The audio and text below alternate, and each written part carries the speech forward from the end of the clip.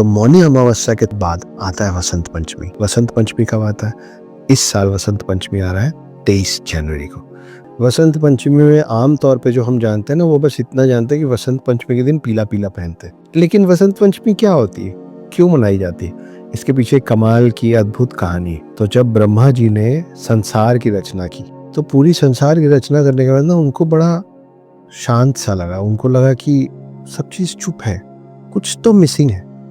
तब उन्होंने अपने कमंडल में हाथ डाला, जल निकाला और उसके छिड़काव किया, जिससे सरस्वती जी प्रकट हुई। और सरस्वती जी के हाथ में होती है वीणा। तो जब सरस्वती ने वीणा का तार छेड़ा, तब संसार में आई ध्वनि, वाणी और संगीत, और तब जाके संसार कंप्लीट हुआ, पूर्ण हुआ। तो इसलिए ये माना गया है कि ये एक अबूझ मूर्त है।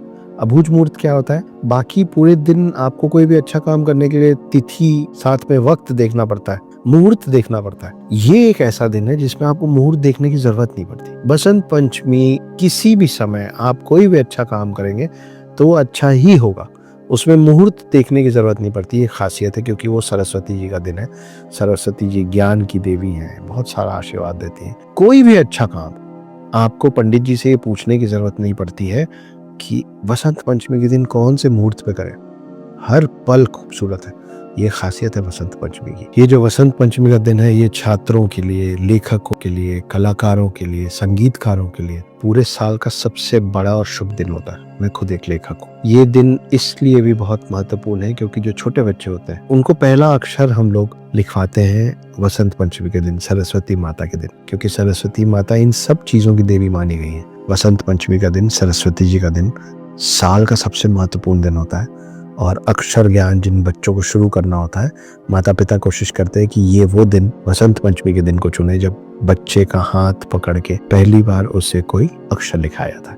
तो अक्षर ज्ञान देने की शुरुआत इस दिन से की जाती है। वसंत पंचमी की खासियत या वो दिन इसलिए खास नहीं कि उस दिन से वसंत का माह शुरू हो जाता है या फूल प्रकृति सब खिल जाते हैं। ये भी है, मौसम अच्छा होता है, वो एक जगह है। तो मैंने आपको मनु की कहानी सुनाई थी कि मनु जिस रोज प्रकट हुए थे, वो एक दिन तक मौन धारण करके ज्ञान को अर्जित कर रहे थे, और तब अगले दिन से ज्ञान को बहाना शुरू किया उन्होंने, जिसके कारण संसार को ज्ञान मिलना शुरू हुआ। तो अब फिर से मार्क योर कैलेंडर्स, इस दिन अच्छा काम कीजिए, लोगों को पेन, पेंसिल, किताबों जैसी चीज़ों को गिफ्ट करने की कोशिश कीजिए। तो इस साल 23 जनवरी को जो वसंत पंचमी आ रहा है उसको यूं ही मिस मत होने दीजिए, नहीं तो आप एक पूरा चरण मिस कर देंगे। तो कोई भी नया अच्छा ज्ञान से रिलेटेड कोई काम करना चाह रहे हैं तो ये सबसे महत्वपूर्ण, सबसे पुण्य, सबसे खास दिन है।